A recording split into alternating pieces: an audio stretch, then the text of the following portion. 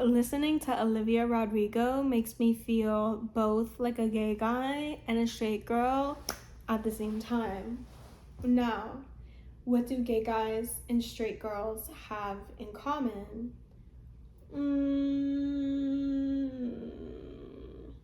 Liking men romantically and having men be the sole gender of their romantic attraction. I also feel like Olivia Rodrigo has a lot of gay guy fans and a lot of straight girl fans. And whenever I'm listening to her new album, which I do really love, I feel like a little gay guy and a little straight girl. I feel like there's a novelty in absorbing this experience that is so far away from my own because I have never been in a relationship with a man. So, and I've never got my heart broken ever. So, any kind of breakup album, there's a novelty to it because I've never felt that guttural, like sick to my stomach, like I wish you loved me less. I never felt like that before, and I'm sure that it feels bad. But it's sort of absorbing this experience that is so far away from what I can connect to. And I feel bad for straight girls and gay guys that have men as their sole romantic interest, especially during this time of life, the early to mid 20s, while that frontal lobe is still cooking, honey. And I feel like for the male species, mama, it takes longer. It takes longer for them to cook. I highly, highly, highly, highly doubt that I'll ever be in a relationship with a man. Maybe a non-binary or assigned male, gender fluid person, but man, cis man, girl. I don't connect with them on a deeper level or really a basic level. The thing that I connect on them most is liking boobs. But I feel like boobs are just cool. Like anyway, so when I listen to You Seem Pretty Sad for A Girl So in Love, I can tap into what that could feel like to be interested and heartbroken by a man. And it is very dismal and unfortunate. And he just seems like some twink. Like, I've eaten up and spat out twinks like him for breakfast. Louis porridge or whatever. I don't know. I've dabbled in the male species, but never romantically or on a deeper, intimate level with men. I just don't. It doesn't happen. It has not happened in my 20, almost 6 years. It has not come across my desk. And listening to some of her earlier work, just boys were not into me in high school. And so I just get a little taste of what that's like. Because I just look at him and I just see some guy. But when I think about lesbianism, when I think about guttural lesbian heartbreak, portrait of a lady on fire type shit, it's this whole deeper thing. The AFAB and AFAB connection between two female bodies. it's this transcendental, deep, impactful connection on a soul level that is just so different than heteronormativity, which I have not had my first guttural lesbian heartbreak yet. I'm excited for it. I'm waiting for it. I'll be ready when it happens.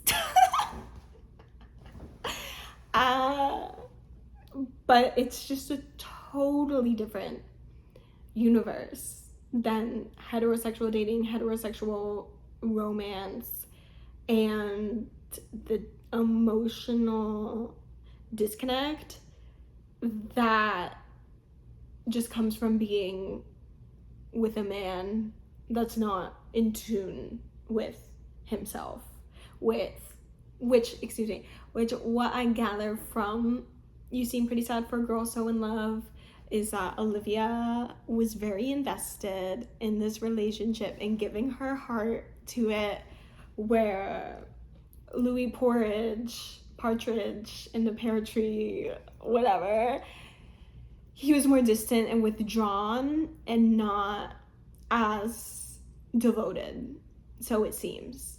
Does it seem like Olivia was obsessed with this man? Oh, totally. It doesn't seem that way. She was. And if her writing is all true to reality, then yeah, she was totally obsessed with this man.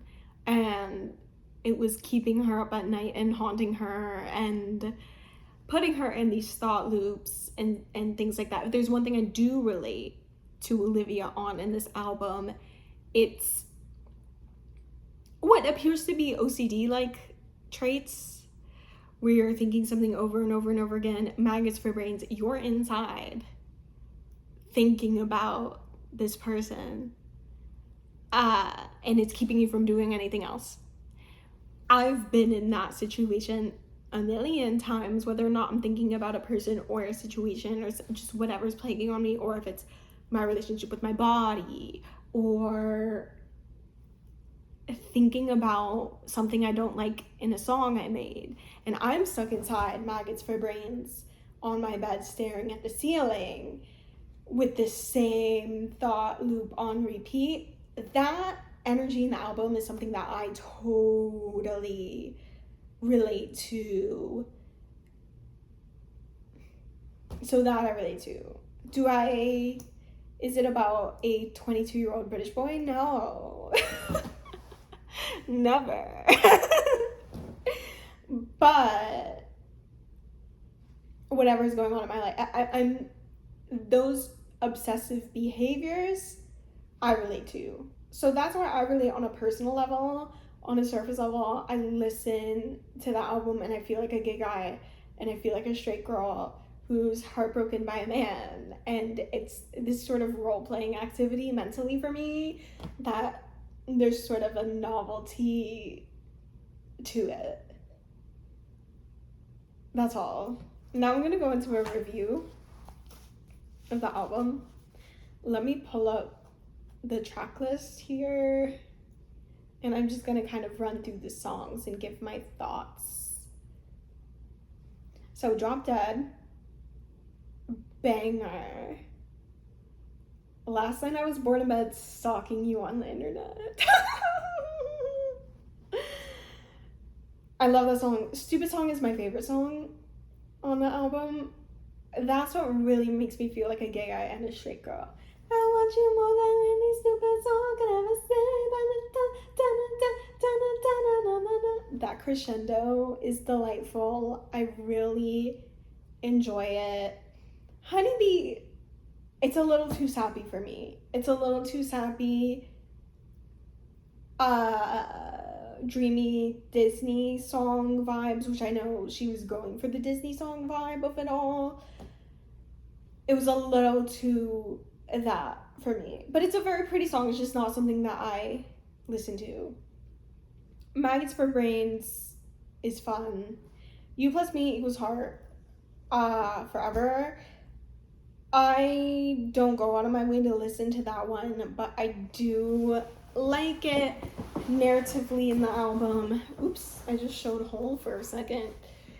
I do like it narratively in the album. I do like that she's just being cringe and free. She's being cringe and free. I love that for her. Yeah, that's me equals a heart forever. She's just doing the thing and being cringe and free. And I love that. My Way is one of my least favorite songs on the album. Yeah, that's about all I have to say. It might be my least favorite. My Way and Purple.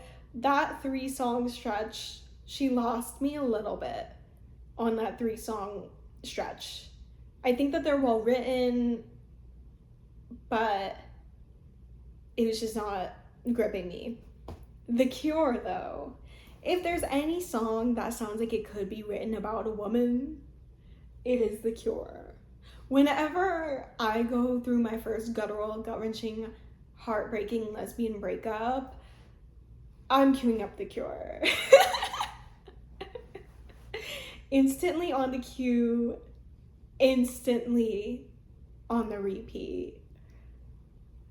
That song lyrically, I'm gonna look at the lyrics right now. All the nights I spent fighting bad thoughts in my room. Vibes. My head is full of poison, my heart is full of doubt. I got toxins in my bloodstream, you tried hard to suck them out, and it feels like medication. It's good for me, I'm sure, but it doesn't matter how your love feels doesn't matter how your love feels anymore, it'll never be the cure. To me, that sounds like it's written about a woman.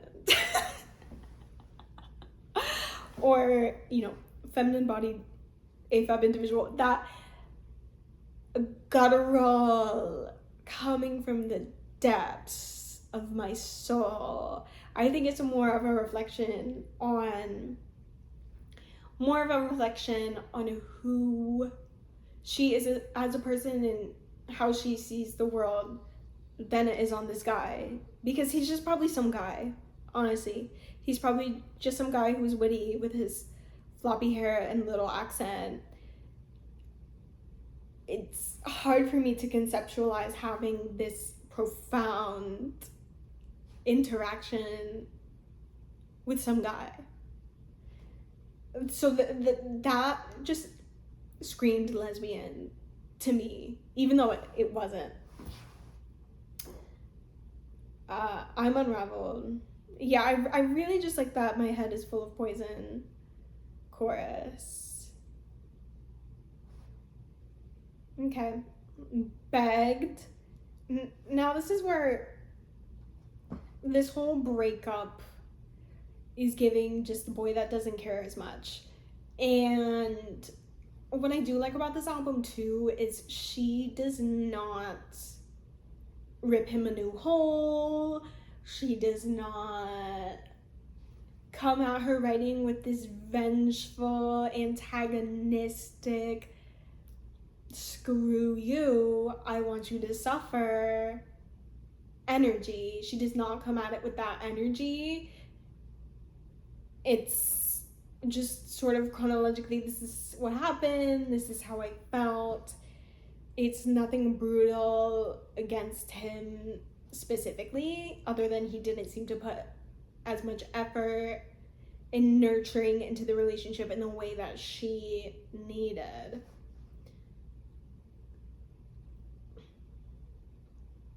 So I'm patient, you're learning, pretend it's not hurting. Won't forget, I'll take what you're getting on.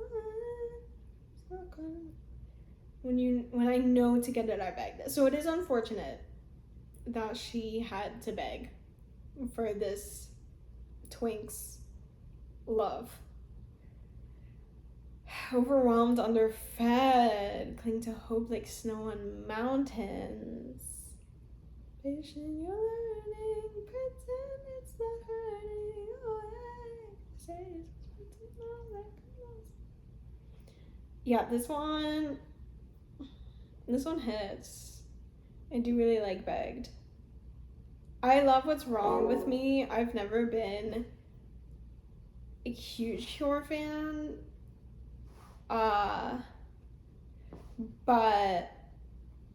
And I'm not obsessed obsessed with his voice,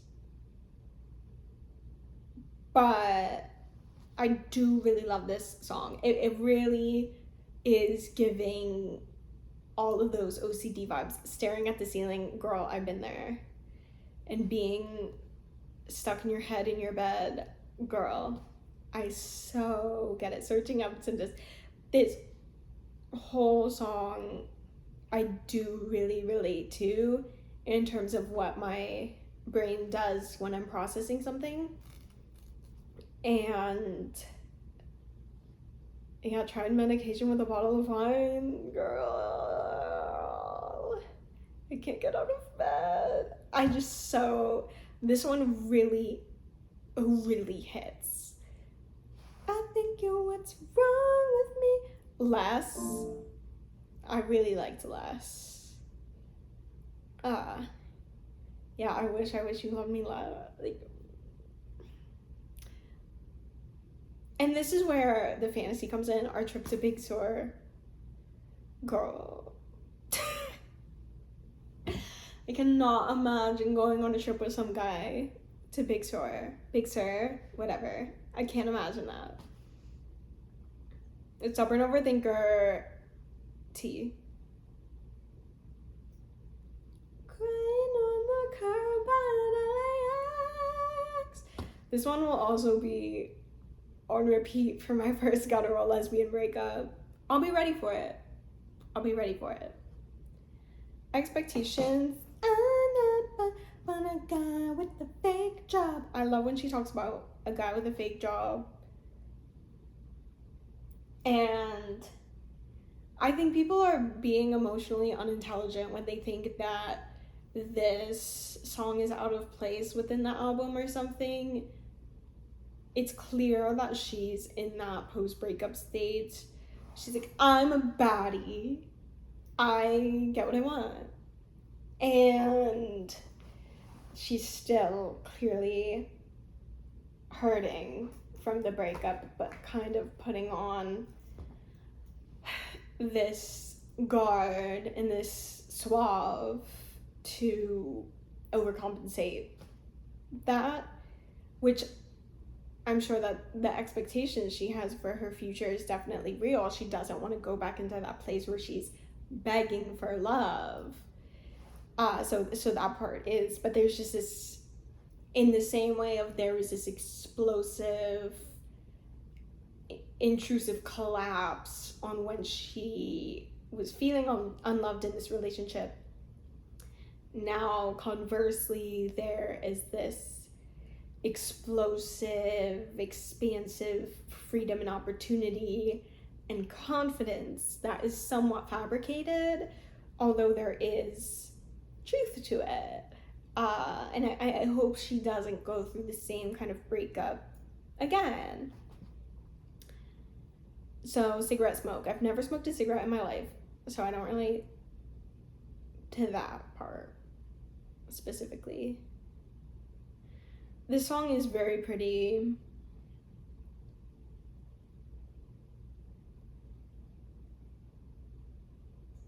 Yeah, you said I made loving look easy till I made it hard. Which it's clear that the loving was never, well, I won't say never, but it's apparent that the loving was it ever really easy. Going back to songs like even Stupid Song, I want you more than any stupid song could ever say. Just being there, wanting someone so bad, is that easy? Is that easy? Because that can be a crippling feeling, to just have this explosive desire.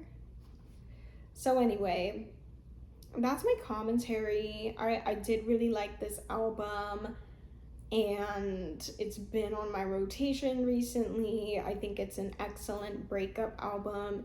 You know what else is an excellent breakup album? Blonde.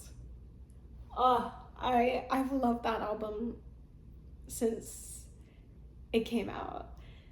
But I do think she has a gift as a songwriter. I'm curious to see how she tackles other topics in the future. I hope that as she grows up and matures, she delves into other things. I know in her past albums she's talked about insecurities and being young and sad and angsty and stuff, which is understandable, but I am definitely interested in hearing her perspective on other things that happen in life as you get older. So there is so much more to life than writing about dumb boys. I love this album about a dumb boy, but I have faith in her as a songwriter as she goes through more things in her life beyond this, that she can have unique perspectives on stuff. She does seem like a very, very sweet girl in interviews that I've seen, and I think her and Dan Nigro make a great pair. I hope she wins some Grammys for this, and I do think that she's got a suave and a wit and a confidence as a songwriter that overshadows some of her contemporaries. I won't say any names. Taylor Swift. In my opinion. So that's that. Yeah. I have no idea if this was entertaining or poignant or whatever, but those are just kind of my unfiltered thoughts about listening to the Olivia Rodrigo album. I think my experiences with men are so vastly different, and my experiences with men have been so either surface level or deeply traumatizing, but neither of those have to do with romance or intimacy. It's like its own thing. Yeah, so that's that. 22 minutes, not too bad. Bye. I want to quickly make a few amendments to my Olivia Rodrigo video and expand on a few points. And I don't feel like editing a video. I kind of just want to post stuff. Anyway, I don't like how my head is cut off a little bit. We're cozy, we're in the bed.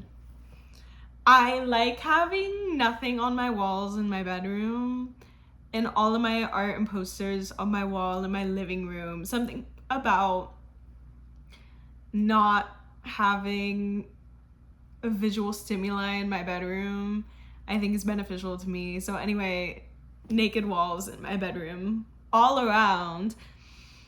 So 2 amendments to my Olivia Rodrigo video. I'm not saying that a man and a woman can't connect, because love is love.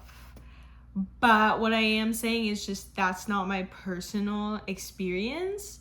So I find it interesting to hear about that, especially young love, stuff like that.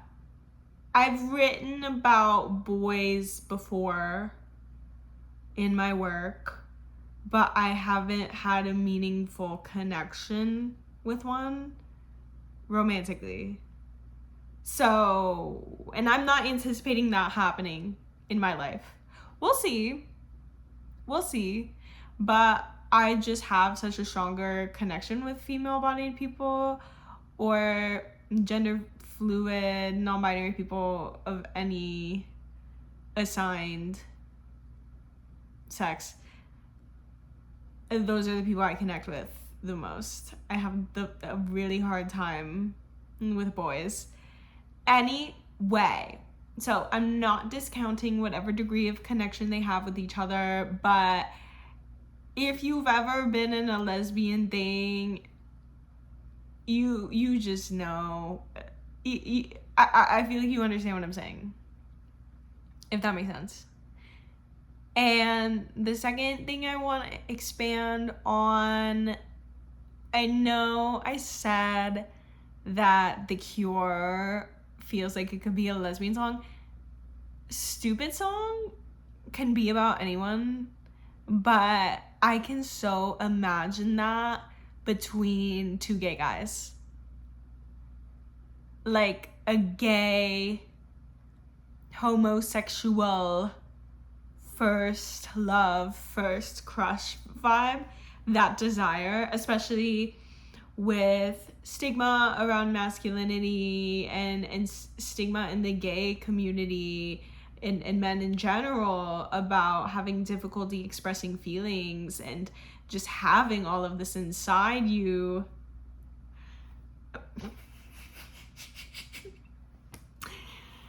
And it just kind of reminded me of that. I could so imagine that song in Heated Rivalry with a montage of them. Yeah. The Wet Leg song that they used in the montage of them texting each other, I could also imagine that, one of those kind of scenes with Stupid Song in the background. So anyway, those are just things I wanted to expand on a little bit, add some clarification to. I also don't want to minimize the gravity of heartbreak, but it's something I personally never experienced. I'm sure it can be gutting and visceral. Olivia Rodrigo has said it's amazing though, and I anticipate whatever first tragic heartbreak I go through, I'm gonna love it sometimes. Just the guttural, and as an artist, being able to extract emotion from experiences and translate it into art, it's deeply satisfying. It's a moving experience, and not everyone gets to experience that. So I think that's everything I want to say. Yeah. And I have to accept that I'm not always gonna say everything exactly perfectly, especially because right now I don't really want to edit my videos because of my, that's me dabbing, obsessive tendencies. I feel like I would, at this point in my life where I am mentally, physically, spiritually, I think I would just go a little cuckoo bananas trying to edit or re-record stuff over and over again. So if anyone watches this, shout out. I'm gonna try to post really often. I feel like posting on YouTube is more approachable than TikTok or Instagram for some reason. I don't know.